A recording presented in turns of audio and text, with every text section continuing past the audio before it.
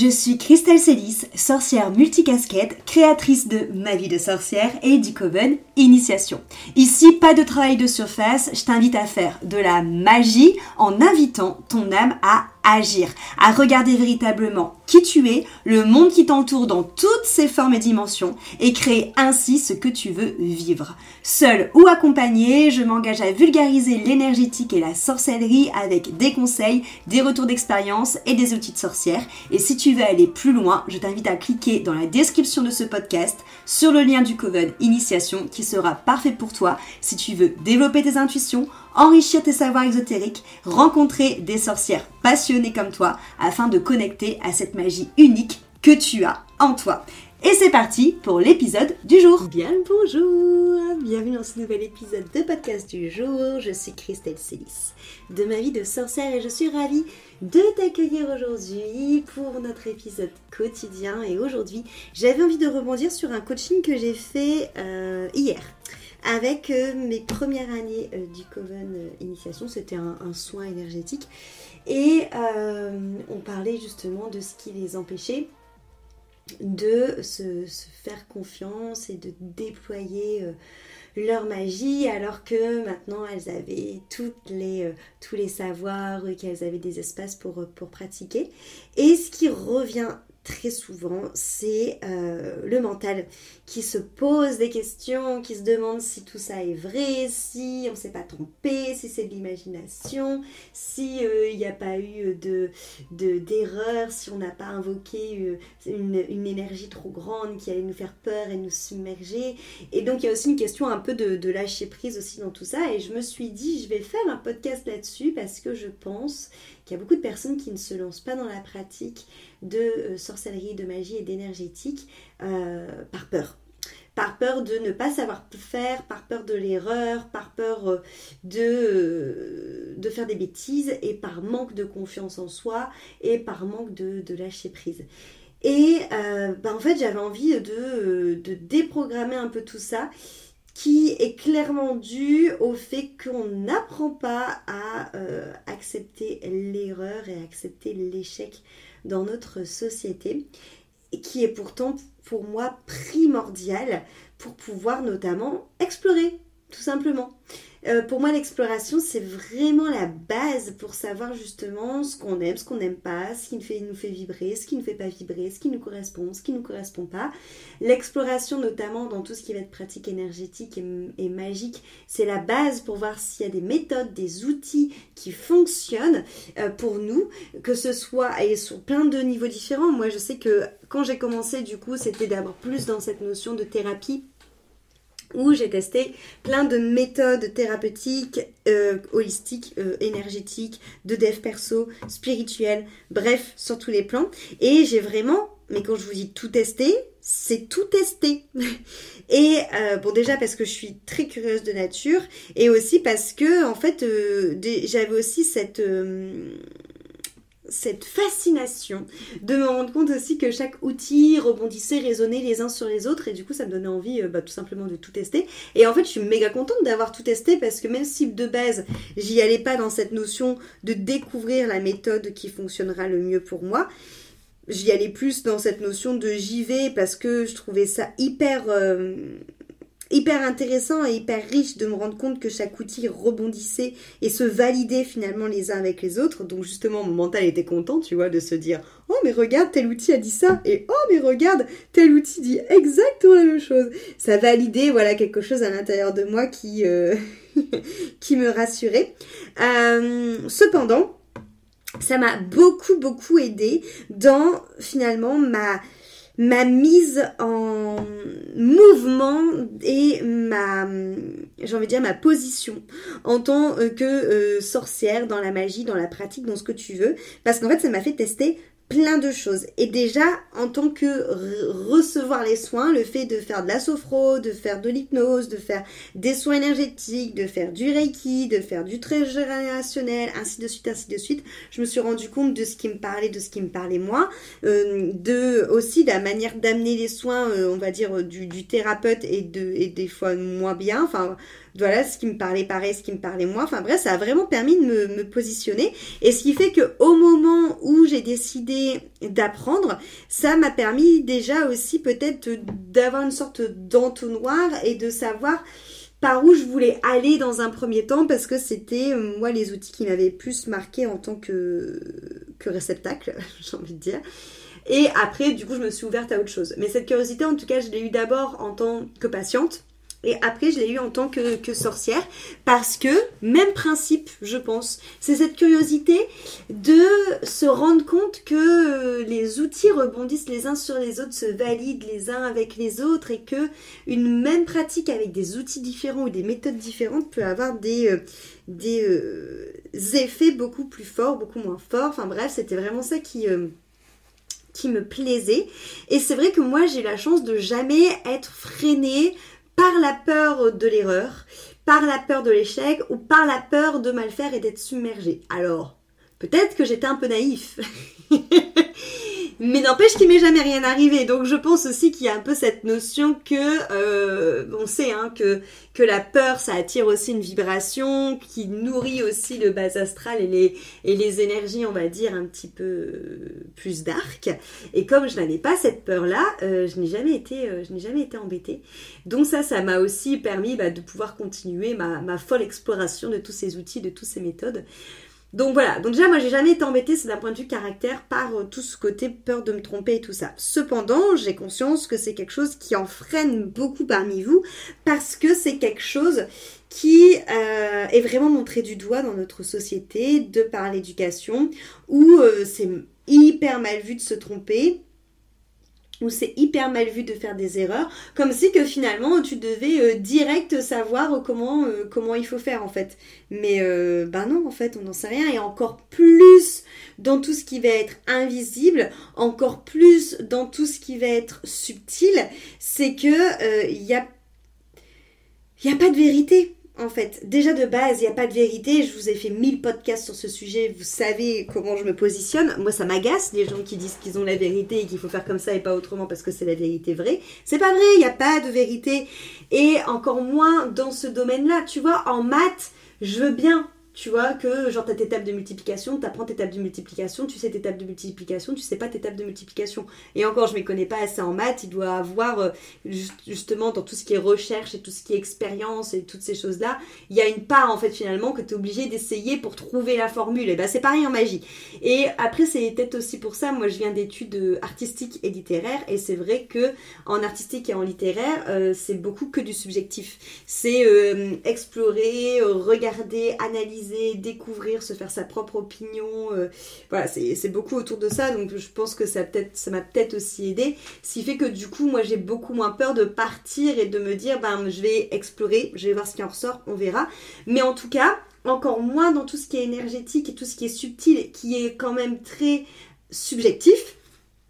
Et t'es obligé de devoir passer par de l'expérimentation pour pouvoir découvrir ce qui marche le mieux pour vous, toi, pour pouvoir découvrir ce qui te met le plus en joie. Parce que tu n'auras pas, même si c'est très rassurant pour ton mental et que ça lui fait zizir, tu n'auras pas de formule magique toute faite. Si tu en auras, mais c'est pas dire qu'elles fonctionneront pour toi. Donc voilà, pour moi, il y a vraiment quelque chose là à débunker, et ça peut être hyper intéressant d'aller voir justement quelles sont vos croyances, quelles ont été en fait finalement un peu les blessures, les croyances limitantes, les traumas, les freins qui ont été ingérés en vous, certainement quand vous étiez enfant, par rapport sûrement au système éducatif. Ou dès que tu te trompes, tu te tapes une mauvaise note, dès que tu te trompes, tu as un bonnet d'âne, et ainsi de suite. Alors que moi, je suis vraiment pour cette invitation à vous laisser explorer. C'est vraiment très important pour moi. Mais cependant, j'ai quand même aussi conscience que vous avez besoin d'un cadre, que vous avez besoin de bases solides pour rassurer votre mental. Et encore une fois, je pense que c'est normal, dû à la société dans laquelle on évolue, qui est une société très dans le mental, une société très rationnelle et une société très basée aussi sur les études. Alors moi, c'est pareil, je suis convaincue qu'on n'a pas besoin de faire des grandes études pour pouvoir, réussir à trouver un métier, faire un métier qu'on aime, et pour pouvoir tout simplement gagner de l'argent avec son métier. je suis une personne qui pense fondamentalement que le savoir-être est plus important que le savoir-faire. Je suis vraiment convaincue de ça, et je sais que c'est pas le cas de tout le monde. J'ai des personnes dans mon entourage, mais c'est parce qu'ils ont baigné dans cette éducation-là, et c'est aussi parce que finalement c'est ce qu'on leur a fait croire aussi dans les écoles, qu'il fallait à tout prix avoir de bons diplômes, qu'il fallait à tout prix être premier pour pouvoir avoir accès à des métiers qui sont bien vus dans la société, qui rentrent bien dans les cases de la société, où on est bien payé. En plus, la plupart du temps, c'est pas vrai, parce qu'en fait, encore une fois, ça ne suffit pas, et je pense même qu'il y a des personnes qui n'ont pas tout ça, et qui s'en sortent parfaitement bien d'un point de vue professionnel par rapport à eux, ce qu'ils ont envie de faire, et qui sont totalement épanouis. Et pour moi, c'est exactement pareil en magie, en fait. Mais le problème, c'est qu'en fait, on est tellement depuis tout petit rentré dans ce système de « il faut que tu aies des bonnes notes en classe parce que c'est important, tu verras, c'est comme ça que tu trouveras un bon travail et que tu y arriveras et que tu n'auras pas de problème plus tard dans ta vie. » Et en fait, c'est pas vrai. Mais du coup, c'est surtout que du coup, on va venir dupliquer cette manière de faire dans tous les domaines de notre vie. Et notamment, moi aujourd'hui, je le vois avec vous en magie. C'est-à-dire qu'il y a des personnes qui me disent « Bah oui, mais Christelle, je connais pas encore par cœur tel cours de System-io. System-io, c'est la plateforme où je mets tous mes enseignements. Donc, je me sens pas de partir en pratique, je me sens pas d'aller en année 2 parce que je connais pas encore tout par cœur. » Mais en fait, j'ai envie de vous dire, mais même moi, je connais pas tout par cœur. C'est normal parce que c'est la magie, c'est la science de la vie, quelque part. La magie, c'est le savoir ancestral enseigné par la vie. Alors déjà, autant vous dire que la vie, c'est la chose la plus vaste qui existe au monde. Donc forcément, le temps de connaître tout le savoir, toute la subtilité, tous les précieux enseignements de la vie, de la nature, de l'univers, on n'en aura pas assez d'une vie. C'est d'ailleurs pour ça que généralement, tout ce qu'on va canaliser en termes de savoir magique, de sorcellerie exotérique, c'est des choses même parfois qu'on sait, mais de nos vies anciennes, parce qu'on n'en a pas eu assez d'une seule vie. Et qu'en plus, comme j'ai dit tout le temps, en plus la vie c'est mouvant. Donc ça veut dire qu'en plus il y a des enseignements aujourd'hui qui vont peut-être bouger, ou des enseignements qu'on n'a pas accès aujourd'hui, qu'on aura peut-être accès demain, et des enseignements qu'on a accès, qu'on aura accès demain et qu'on n'a pas accès aujourd'hui, et inversement. En fait, l'idée, c'est de comprendre que la magie, la sorcellerie, l'énergétique, c'est tout ce qui est en lien avec le vivant. Et je dirais que c'est l'enseignement le plus vaste qui existe au monde. Donc, si vous attendez de tout savoir par cœur et de tout connaître par cœur avant de vous lancer, en fait, vous n'allez jamais vous lancer. Parce qu'en fait, on n'arrivera jamais à ce moment, à ce niveau-là, en fait, parce que déjà ça se vit, la magie, la sorcellerie, l'énergétique, c'est quelque chose que si vous l'avez pas vécu, vous pouvez pas le comprendre, vous pouvez pas l'expliquer, vous pouvez pas finalement le vibrer. Parce que ça se vit, parce qu'on va tous avoir une manière de vivre la chose différemment. C'est pour ça que c'est important d'avoir plein de méthodologies, plein de protocoles, plein d'outils différents, parce que ça va vibrer différemment chez chacune d'entre nous. Et aussi, même si on utilise le même outil et le même protocole qui fonctionne sur nous, ça fort probablement que ça n'aura pas la même saveur, parce que on a tout en fait finalement une vibration différente, j'ai envie de dire une identité vibratoire, une identité énergétique différente, qui fait que tout en fait finalement sera vraiment propre à chacun. Et que oui, les enseignements c'est hyper important parce que ça rassure le mental, et ça permet aussi d'avoir une base pour commencer, parce qu'encore une fois, comme dans notre société, c'est tous des enseignements qui nous sont pas donnés, et que du coup c'est des choses qu'on sait faire petit, mais qu'on oublie au fur et à mesure, parce qu'on comprend bien que sinon on va être rejeté, qu'on va être défini comme fou si on le garde. Donc c'est des choses qu'on, entre guillemets, pour correspondre à ce qu'on attend de nous, au conditionnement, aux cases, et pour un peu survivre et rester dans le groupe, on oublie.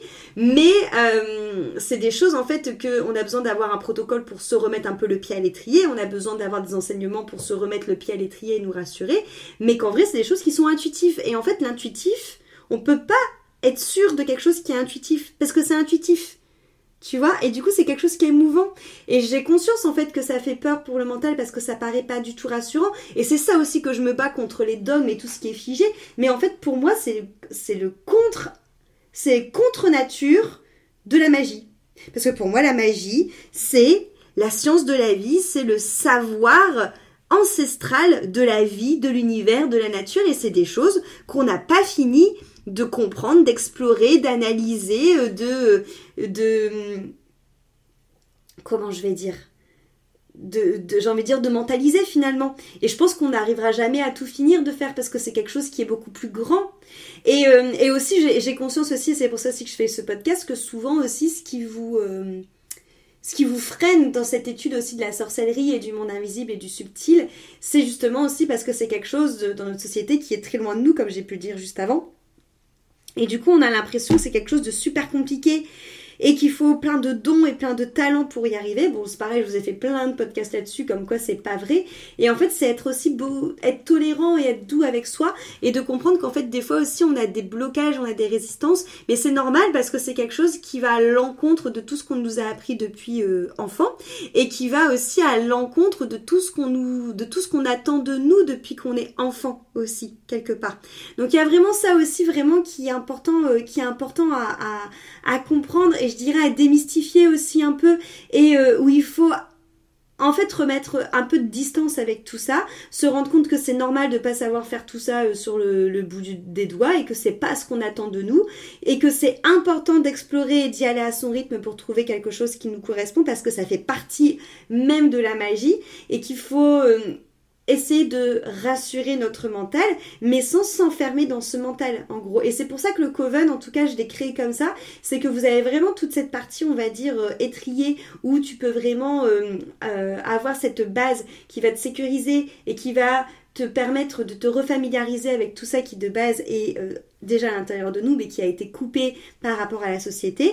Donc, du coup, tu as tout le côté enseignement sur System.io qui va vraiment te donner toutes les méthodes, tous les protocoles, tous les outils. Et après, l'idée, c'est de justement s'appuyer sur le groupe, de s'appuyer sur moi pour justement passer au-dessus de ce mental qui va nous saboter, finalement, pour pouvoir pratiquer, explorer et finalement finir par faire ses propres expériences soi-même, ses propres découvertes soi-même, affiner ses sensibilités, affiner son intuition. Mais pour moi, c'est important justement de mettre ce mental de côté parce que clairement, on pourra pas tout comprendre parce que c'est quelque chose qui est plus grand que nous, c'est quelque chose qui nous dépasse. Je vais faire un raccourci qui est une image mais qui fonctionne très bien. C'est comme toutes les personnes qui parlent de la vie après la mort. On a des réponses, mais en fait, on sait même pas si c'est les bonnes réponses entre guillemets parce qu'il y a plein de réponses différentes et plein de témoignages qui sont différents. Et surtout, c'est quelque chose qu'on n'arrivera jamais à répondre de notre vivant parce que c'est quelque chose qui est plus grand que nous. Et c'est quelque chose qu'avec notre conscience humaine, on est un peu déconnecté, on comprend qu'il y a quelque chose d'autre, mais qu'on n'a pas les réponses. Et en fait, pour tout le travail, on va dire énergétique, subtil et invisible, pour moi, c'est la même chose. Et pour moi, personne n'a de vérité. Parce qu'il n'y a pas de vérité. Chacun a sa propre vérité. Et tant que vous y croyez déjà, c'est déjà quelque chose qui est important parce que c'est là où ça active la magie. Pareil, je vous ai fait un podcast là-dessus sur cette notion de cadeau que la vie nous donne et que forcément, si on ne le prend pas, on risque pas de l'avoir. Mais en tout cas, c'est pour remettre un petit peu de recul avec ça et de douceur et de tolérance avec ça et avec soi et ne pas chercher à être tout de suite irréprochable, parfaite petite sorcière. Non, c'est pas possible en fait, parce que déjà, il n'y a pas une seule méthode, parce que déjà, chacun a sa vérité, et parce que c'est quelque chose en plus qui, même si c'est intuitif, où on est coupé depuis notre plus jeune âge, donc c'est important de pouvoir tout simplement explorer pour pouvoir se réapproprier l'outil. C'est comme n'importe quoi dans la vie, quand tu réapprendrais quelque chose en fait. Tu vois, au bout d'un moment, il faut que tu te lances pour mettre la gestuelle en place pour, même si tu comprends le truc sur le livre, que finalement tu le pratiques pour que ça rentre dans ton corps. Et voilà, et pour moi c'est hyper important de rassurer le mental et aussi quelque part d'aller voir ce qui se joue derrière ces peurs-là, parce que c'est forcément des traumas et des blessures de l'enfant intérieur, à mon sens, de choses que vous avez pu entendre, et de venir rassurer ces parts de vous et de trouver des copains et des copines pour passer à l'action et apprivoiser cette propre magie. Et c'est pour ça que le Coven Initiation est hyper important dans le développement de la magie, et que si ça te parle, c'est vraiment l'endroit que tu dois rejoindre. Les portes sont ouvertes donc tu peux nous rejoindre dès à présent, parce que dans le Coven, tu as à la fois le côté savoir et enseignement, tu as à la fois le côté pratique individuel et en groupe, il y a aussi, comme tu as pu comprendre par rapport à ce qui m'a donné ce sujet de podcast aujourd'hui, tout un suivi avec moi où on va voir ce qui va t'empêcher de développer ta magie et de te reconnecter à cette magie en toi, et il y a de la pratique à gogo pour te donner confiance en toi et justement te permettre de pouvoir trouver tes outils, tes méthodes et finalement continuer à avancer dans ce chemin par ta propre méthodologie et par ta propre découverte de toi.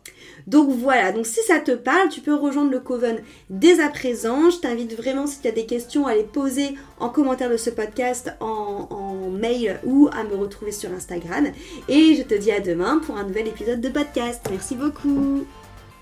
Cet épisode t'a plu, pense à lui laisser une jolie note sur ta plateforme d'écoute de ton choix et aussi de le partager aux personnes à qui il pourrait être utile.